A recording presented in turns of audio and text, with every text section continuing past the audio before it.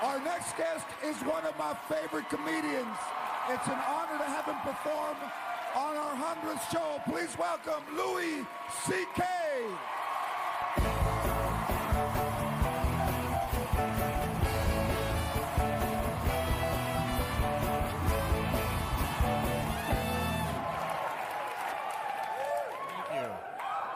Thank you.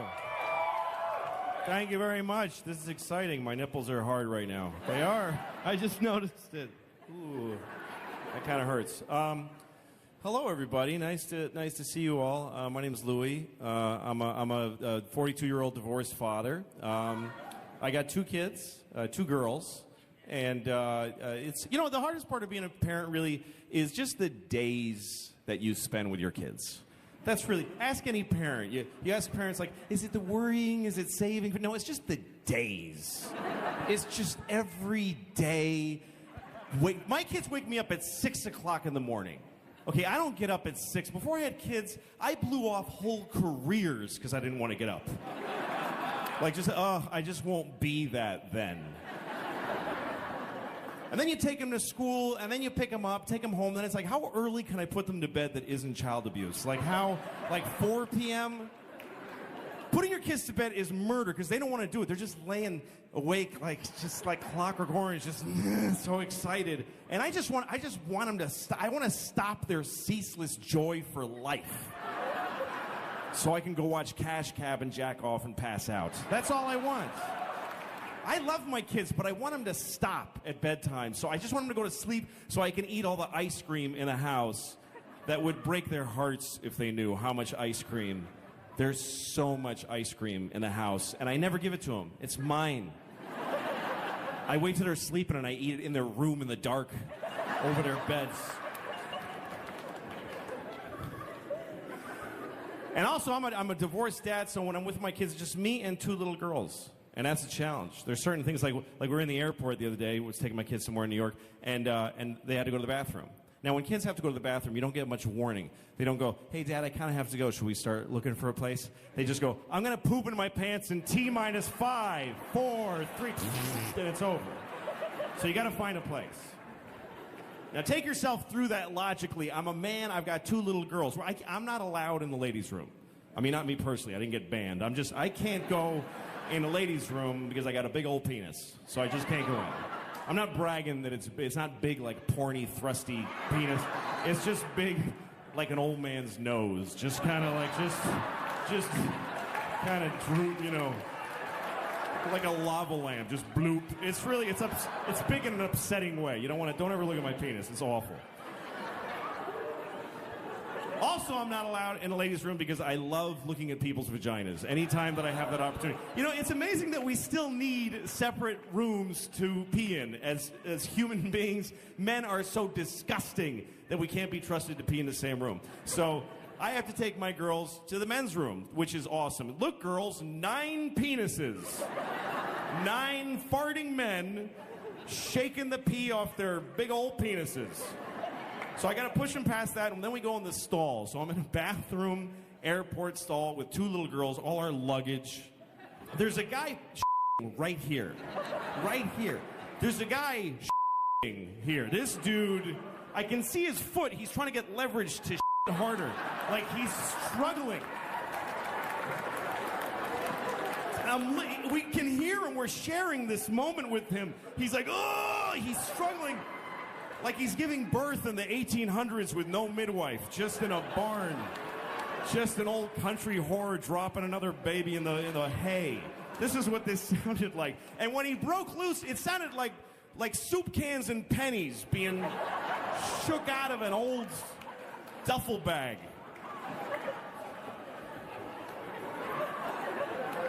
And he's this close to my beautiful daughter's little tiny face, who, by the way, is shitting her brains out. This kid is no princess. She is cracking pipes. So she goes, then the other one, then it's my turn. I'm peeing. I'm trying not to fart in her faces. It's a challenge. That's what I'm trying to say. It ain't easy. But I love my girls. I'm trying to stay in shape. No, I'm not. I have a dog. I have a doctor who told me that I eat too fast. He said you should eat slowly. Because what happens is when you eat, there's a signal that goes from your stomach to your brain that says you're full. But it takes that signal 20 minutes to travel from your stomach. First of all, what a douchebag my body is. That it takes 20... What's taking 20 minutes? If I stub my toe, I know it instantly, and that's twice the distance. What's taking this signal 20 minutes? It's like, hey, Tit, what's up? What are you doing over here? My Tit's like, dude, get up there. We're getting fat. Hurry up. Oh, excuse me. You know, hey, asshole, what are you doing? All right, I've disgusted you enough. Thank you very much. Thank you.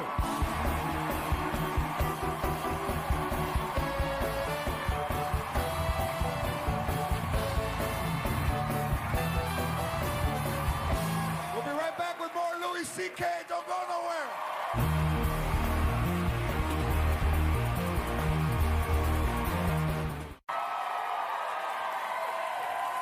We're back with one of my favorite comedians who just had the best set that any comedian has done on Lopez Tonight, Louis C.K. Thank you, man. Thank you. Thanks for being here on the 100th show. Really. You're one of my favorites, too. I mean, of all time. I think you're one of the greats of all time. I'm serious, man.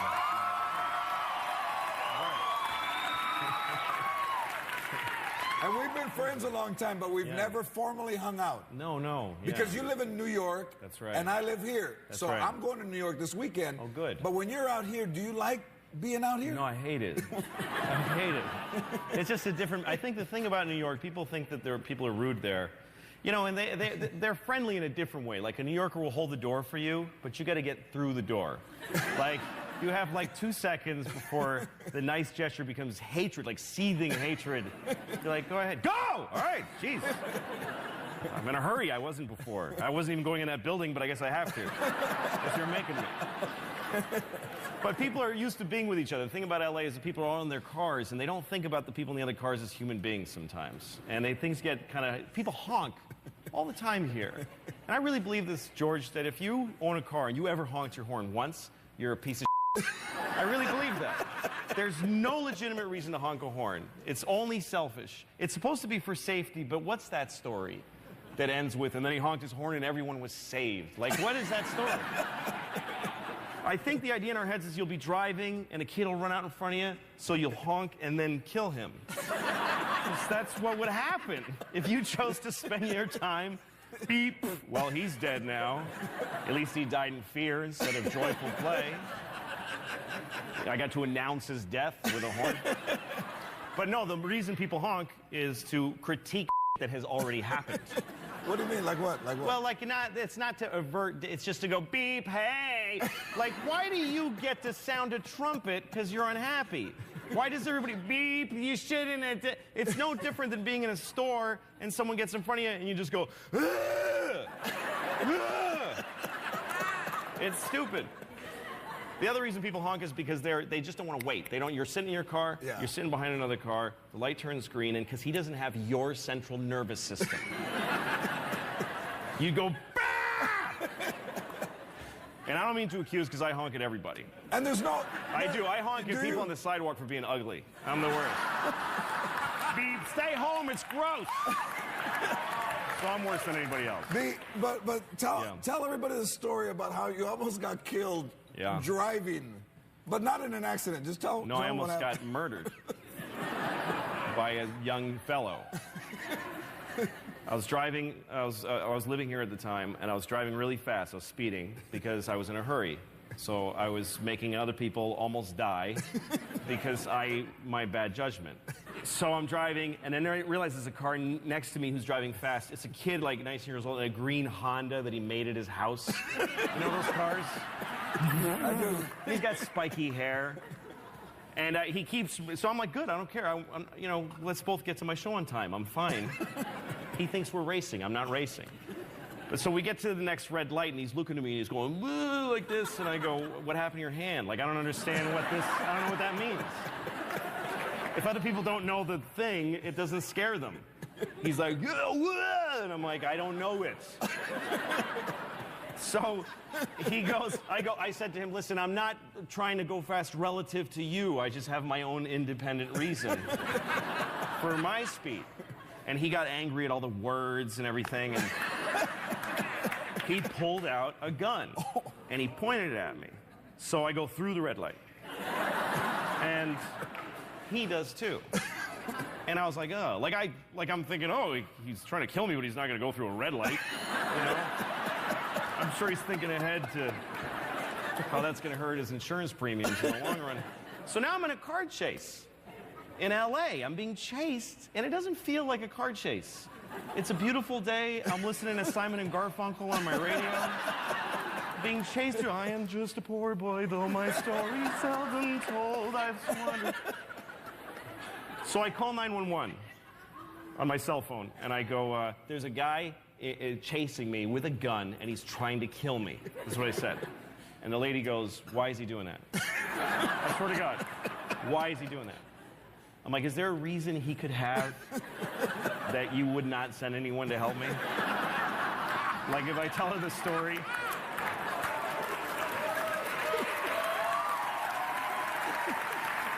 Like, I'm going to tell her the story, and she's going to go, it sounds like you made a mess for yourself. We're not going to get involved.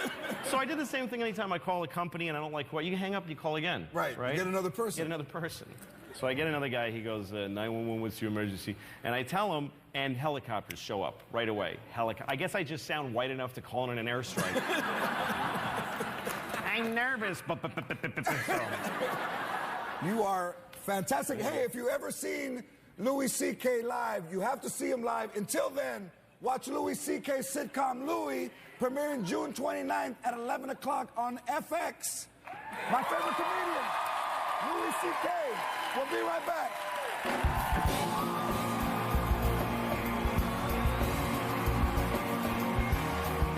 It was amazing. And Chappelle's shows, did you do any of his shows? I did all of them in Austin. We did them all together at Stubbs right. Amphitheater. That's right. Well, yeah. he invited me out to Yellow Springs. Yellow Springs. And besides being in his world, which is wild, you know, Chappelle land, being able to do shows there in this cornfield, you know, and other comedians are just, last time I saw Bob Saget, I got to see him one more time. And we were all together again, and, you know, it was really something. It was great. Yeah, there was something special. The shows that we did in Stubbs, like Dave called me up and he said, hey, let's do comedy. You know, and it's like, let's just test everybody. It'll cost a lot of money and take a lot of time, but it'll be a lot of fun. And we did it, and they were some of the most magical moments ever, because while we were there, we were like, oh, I can't believe we're doing this. This is really happening. Yes. I really didn't think it would happen, at least for a very long time. And there I am with Dave and Michelle Wolf, and we're talking jokes. Yeah. And Dave would just host the shows and just be really like a comedy club host, like talking to the crowd and just doing silly bits. I loved watching him. And then we'd all go to his crazy barn and just everybody would dance, and it was nuts. It was crazy. No, he's doing it right. Yeah. He's an unusual person in the greatest sense ever. There's one moment of Chappelle that tells me like who he is inside, deep inside. You know, he's a public guy and he's had a varied and complex life, but this is who he is to me. I was after one of the shows in Yellow Spring, he has like this, you know, a big, like his own little nightclub with a DJ station and a bar, and everybody went there afterwards. And they're playing really loud music. It's mostly black people. And me and Noam, who owns the Comedy Cellar, were sort of standing. We're the two wallflowers kind of just watching, you know. And these guys, they're in a mob just dancing to all kinds of music. Nirvana at one point, old hip-hop, new, you know, weird Alanis Morissette, just anything. Yeah. And they're dancing, and I look at Chappelle, and he's got his kind of half-lidded, he's smoking and red eyes, and he's watching. And at one point, he just went into the middle of the crowd of people, and he just started pushing them like this. And he made a circle. He just gently shoved people, and he made them clear a circle. And then there's a lot of kids around, and there was this little black girl with this little skinny girl, and he just took her by the hand and put her in the middle of the circle, and then he backed off, and then she started dancing and everyone went wild and just watched her do this. He saw this. I watched him decide this. I'm going to make this space. I'm going to put this little black girl in it. And then he just backed off, and he just sort of was pleased at what he created. It was an unbelievable moment. He's the guy that taught me to listen to music before he go on stage. He has a playlist that he plays, and he would always bring these big JBL boom boxes with him everywhere. And I started bringing one on the road with me too, because it sets a tone for like the green room. But when we were doing these shows at Stubbs, he was listening to this one Nina Simone track, and he would listen to it over and over. What was it? Do you know what the song was? I wish I could remember, but we were blasted. Yeah. We were out of our minds. We were so stoned and so drunk. But it was just to see him take in this art, to see him take in this Nina Simone song. He had like his eyes closed and is like smoking a cigarette, and and he would go, hold on, listen to this one part right here. Listen to this one part, and he'd like play it again, like, oh man. Yeah, he's a great appreciator of life. Now he loves art too. He's he has a deep respect for people's creations, like to the bone. Like he really loves it. Really loves it. Really loves doing it. Really loves creating it and really loves listening to it. It's like he's doing it right. He's doing it right. And he's doing it in his own vibe. He's got his own sort of space that he's created, his own vibration. That's a hard thing to have right now. So, yeah. Well, he's another one. He doesn't listen to shit. He's not reading social media. He doesn't have anything on his phone. He doesn't, nothing, Louis C.K. and Doug Stanhope in an episode of Louis C.K.'s FX series, Louis. Have you been in that position where somebody's told you that they want to kill themselves? And you have to decide, what are you supposed to do with that? Well, it's a scary thing to ponder, But it's emotional to hear that clip now because, I wrote that about a lot of comedians I knew coming up. And comedy and show business are very cruel, and they don't have a nice way of saying no or goodbye, And a lot of guys live really tough lives in this racket. And I've known a lot of them and come up with some of them, and some have made it, some haven't. And, the idea of somebody saying to you, look me in the eye and tell me I have a reason to live, it's terrifying to think, what if I fail them in that moment? And Doug Stanhope is somebody I've known for a lot of years, not well, but I've always known him. We've traveled the same paths, and I love Doug. I have real affection for him. And, he doesn't take very good care of himself, and he, medicates himself in many different ways. And I've always been scared for him. I've always been afraid that he's going to let himself go and die. And So you sent him the script in which he wants to kill himself. How did he react to that? Well, when I've felt that fear about Doug for a lot of years, and then I look at what he writes on his website, and I've listened to him, and I realize that there's something narcissistic in my fear. You know what I mean? Like, he's taking care of himself, and he's making his choices as a grown-up. And so that was sort of an evolution of thinking for me. But then the reason I guess it's emotional now is because I lost my friend Patrice. Sorry. No, that's okay. This is the comic who... You want to take a break for a second? No, it's okay. Okay, this is the comic Patrice, you dedicated your special to him. And Patrice died of in a diabetic coma. And he didn't take good care of himself. And there's part of me that is, upset with him for not taking care of himself, because he took himself away from us. So I guess to me, it's like, it's funny to hear that now and, Well, you wrote that before this happened, so... Yeah. You certainly weren't thinking about his death. No, not at all. And, it's just funny because I had such a different perspective on that issue of like someone's not taking care of themselves. Someone's not keeping themselves safe. And what is your role in that? And the anger I feel towards Doug in that scene is the kind of anger I feel about Patrice now that he's gone. So it's interesting to look back on it because the place I took myself in that scene, as I was writing it, I didn't know where it was going. I knew I wanted to stand on that street and have him give me that news, and I didn't know where I wanted it to go. So I started writing to him my argument, why not to kill yourself? And as I was writing it, I realized for this argument to succeed would be really gross. For me to be the guy who gives him the reason to live is so self-serving. And that the fact that I was even attempting it on paper, I was embarrassed alone in a room. And so the way that I the path I found to the truth of the scene for me was having Doug be the one to tell me how full of crap I was for trying it. So in other words, as I was sitting there typing, here's why you shouldn't kill yourself, I stopped and said to myself, oh my God, congratulations, you pig. You know, who do you think you are? And so then I had Doug basically say that. And, you know, Doug is a lot more together than any of the people that I'm asking him to play there. Doug has a real career, and he's a great comedian. He's one of the best. And I didn't know he could act. He's never acted in his life. That's the first thing he ever acted in, really. And I had called him and I said, I wrote this thing. It's kind of an amalgam of a lot of guys, and your voice would sound great doing it. Do you want to do it? And he said, I can't act. He told me right away, I can't do it.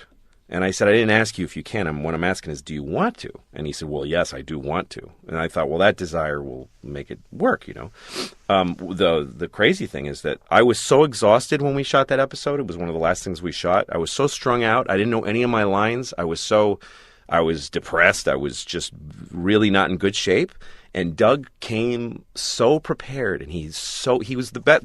I'm going to say he's the best actor I had on the season. You're so popular. You must have so many fans. Do they ask you for strange things? I don't know. I don't talk to them much. I just I stay home, and I try to hide a lot. I'm not great at being a person who has fans. That's a weird thing. When you meet somebody who's a big fan, it's a weird moment. It's just awkward and strange. Yes, sir. Last question. Are you going to have Ron Lynch on the show? You know, I really should, right? You know who he is? Ron Lynch is a comedian who, when I was starting in Boston, he ran a really weird show called The Comedy Clubhouse, and he was just a very inventive and wonderful act. He's still around today. He has a show every Saturday, I think, at the Steve Allen Theater, and he just does the strangest, most interesting, and there's nobody like him. Anyway, he took a shot on me. I had never even been on stage. And I just begged him to put me on stage, and he started letting me be on stage and gave me the opportunity and the confidence to become a stand-up comedian. So I owe my career to that dude. Thanks for asking. Who was your contemporaries you started with in Boston?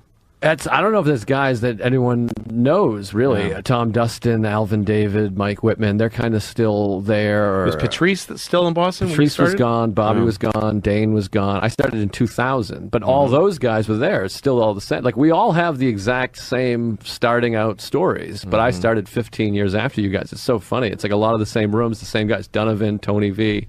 And then I met Nick in Boston, but opening for him at the Comedy Connection. I went on the road with him for years. And it was the same thing. We had all the same stories.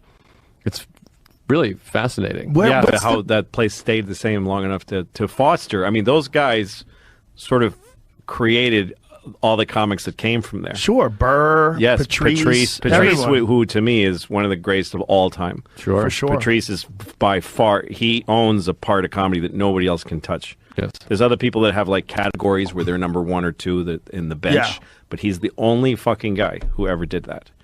And he was just about to get even better, and he was already just, he would now be just everything. Oh my God, he would everything. be, if Patrice had a podcast, it'd be the greatest podcast ever. Yes. Ever. Yeah. He would have been the king. He's missed. But those guys, Lenny, Gavin, you know, even crazy guys like Teddy Bergeron, all these guys were just so good, and they had this Godfather. They're like a big giant multi-headed Godfather. Yeah. And you know, Dane and Robert came up after we did, and Joe, and Nick came up under those guys, learned from those guys, looked up to Lenny Clark was his idol. You know, there's nobody more important in the world to Nick than Lenny Clark, and Lenny's still there. And not everybody's meant to be a TV star in this thing, but the way they've looked after that local scene, like a folk scene, it's like if Dylan and Joni Mitchell and all those people stayed in the clubs in the Village and just kept being an example. They're like teachers. Yeah. That's really rare. It's a rare thing. We're really lucky to have that. Well, it's a rare thing, and that place celebrates comedy. Like, Boston comedy is like, it's very important to people that live in Boston. You are a comedic powerhouse. What do you think that Robin Williams gave to your career? Well, he was my friend. I loved Robin very much, and I grew up watching him, and You know, he was somebody who worked so hard at it and was just explosive with energy. And so he was a beacon when I was a kid, you know. And then he reached out to me a few years ago because he loved my show, and he just wrote me an email. I didn't know him before, and said that he really loved it. And then we met in San Francisco, and I went to his house and hung out with him, and then we became close. He was on my show, and he was a big influence on me as a person and comedically. Yep. You're so popular, you must have so many fans. Do they ask you for strange things? I don't know. I don't talk to them much. I just I stay home, and I try to hide a lot. I'm not great at being a person who has fans. That's a weird thing. How big of an influence is Woody? He really made me want to be a filmmaker. Yeah. More than anybody. I thought and his movies were so approachable. The comedies I grew up with, like Take the Money and Run and Bananas. There's a scene in Bananas where he becomes a dictator of another country. It's a crazy plot for anybody that doesn't know it.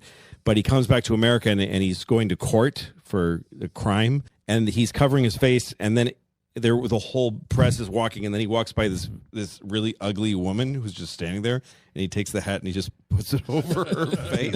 I remember that was the moment where I was like, if I think like this guy and he got to be doing this, I could do that someday.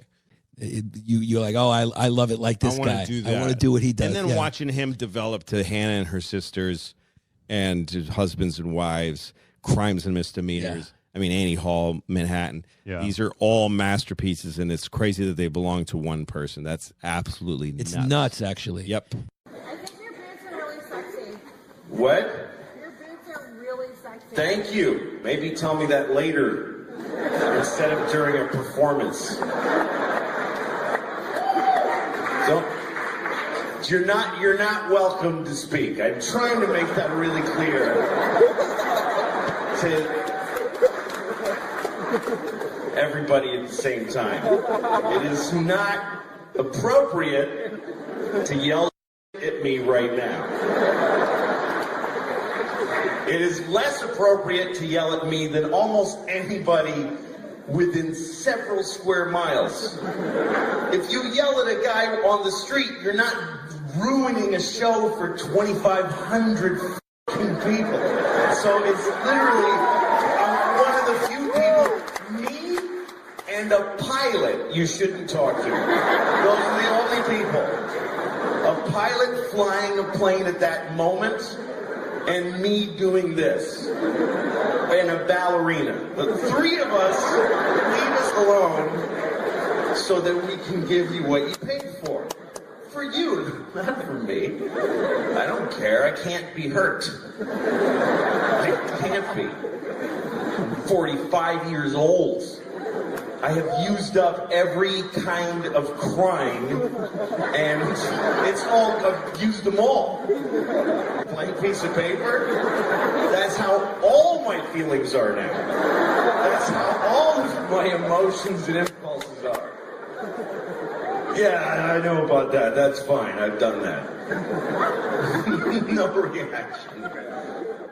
When I took my dog to the vet the first time, she was, a year old when I adopted her. And the vet told me, don't let your dog eat dark chocolate. I don't know if you know this, but I've heard this, that yeah. Dark chocolate is supposed to be poison to dogs. It kills them. And vets won't explain it further either. It's like, why does it kill them? Oh, just they die. Like, they won't tell you why. Like, what do I do if my dog eats dark chocolate? Watch her die or leave the room. But the vet did tell me there's one thing you can do, which is give your dog hydrogen peroxide. And that foams up in the dog's belly, and then they throw it up with the chocolate. That's what you should know to do that. But you got to do it quickly before they ingest the chocolate. All right, so I come home like 6 months later. Sure enough, my dog ate dark chocolate. I had friends who had stayed over, and they didn't know. They left dark chocolate in low places. Right. Which is very popular. Here's a good place for this. Yes. I could put it on this high shelf, but I think not. They put it way down. I may be crawling on the floor later. That's right. And might not need a snack. So what? So you come home and had your dog eaten it? Eating a whole big bar of dark God. Polish chocolate. The Polish part doesn't matter, but I like saying Polish chocolate. And my dog had chocolate on her face, and I went, oh my God! And she looked at me like, I was home for an hour alone, what are you gonna, come on. And I was like, you're gonna die! And she's looking at me like, I don't understand English, but I get that you're upset. And so I'm thinking, I gotta get hydrogen peroxide into this dog, but I don't have any, so I've gotta go to the pharmacy, and she needs to come with me because there's no time. Right. I'm in New York City, and I put the leash on her, she's like, excited, we're going for a walk. And I'm running, and she's like, this is great for you, you never exercise. And she's just enjoying it. And then we get to the pharmacy, and she's waiting for me when I come out, and I've got a bottle of hydrogen peroxide that I have to make her drink. Yeah. Like, take yourself through that. How do you make a dog like you just, here, drink this, So I kind of pour a little in her snout, and she goes, like that.